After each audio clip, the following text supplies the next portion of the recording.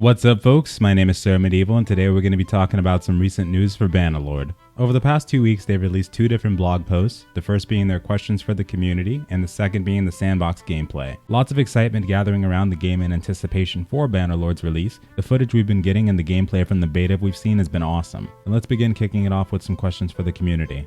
Without further ado, let's go ahead and get started.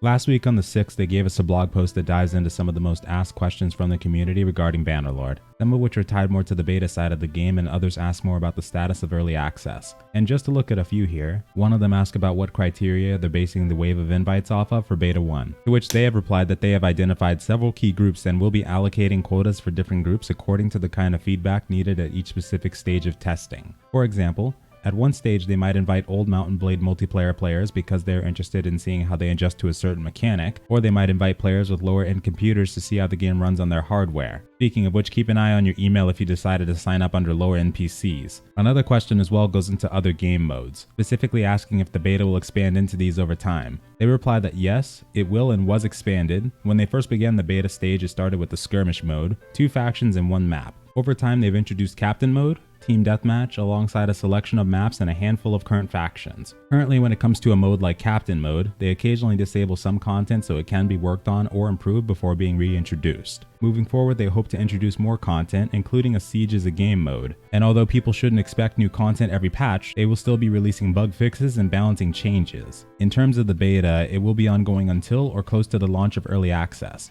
TaleWorlds replies that they plan to run the beta up until the launch of early access. However, there may be times that they decide to bring down the servers for certain periods of time to make certain adjustments and improvements. They also say that in terms of how long the game is planned to be in early access, they do have some internal estimates of how long the game will stay in that period before making it to full release. However, at this moment in time, they would not prefer to share those. They are more focused on creating a game that players will enjoy and keep coming back to play well into the future. Another question in this post is, will the price of the game change on full release? To which they replied that they will be sharing more information about the price of the game closer to the start of early access and whether or not that will differ from the full price. In addition to that, it looks like we might not be able to host dedicated servers right at the start of early access. They answer another few questions by first stating that English is the only supported language during the beginning of early access. However, they do plan to offer the game in quite a few languages at full release. There was also a noticeable absence of the banners shown in the battles at Gamescom, to which people took concern with. But TaleWorlds has assured us that the banners and banner bearers will definitely be coming back as an even better and more polished feature than before.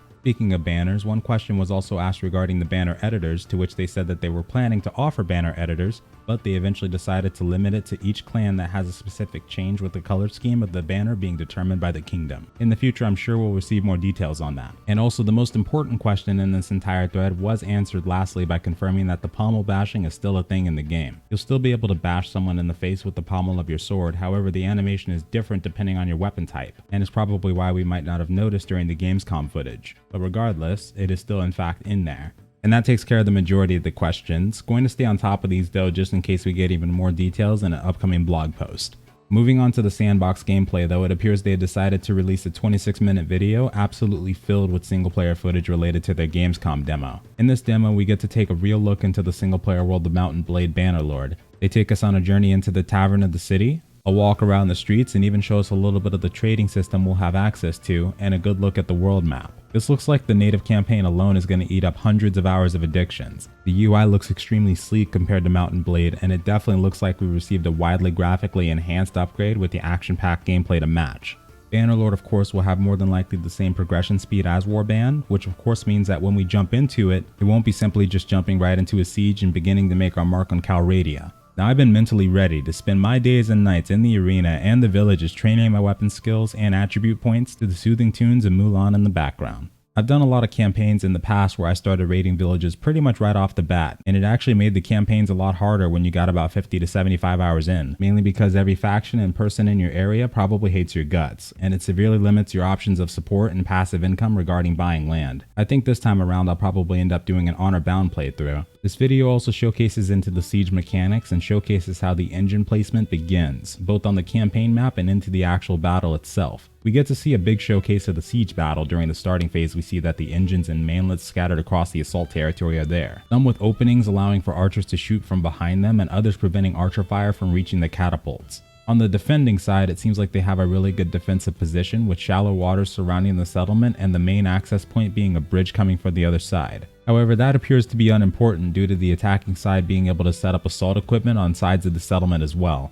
During the battle, we also get to see the intense action that awaits us, multiple battles raging around us instead of being limited to just one specific side. Also, troops readjusting positions as the battle cries rage around them, and a clear indication that sieges have been improved upon heavily compared to Warband. After the battle, we get a look at the aftermath of a siege, including the politics and economics of managing fiefs. One thing that's been mentioned before is that here we get a look at the ability to assign a governor to our settlement, which will definitely help with management. And during the rest of the video, we get a better look at the field battles, including reinforcement mechanics and how we'll be able to upgrade our troops in battles. I highly recommend checking out the video as it fully showcases a much more in-depth look at the campaign, and I don't know about you, but I personally been dying to see something like this. And with that, folks, that's all we got for now. Thank you so much for joining me, and I hope you have a wonderful night or day. And be sure to slice that like button and super pummel that subscribe. I'll catch you for the next one, and farewell.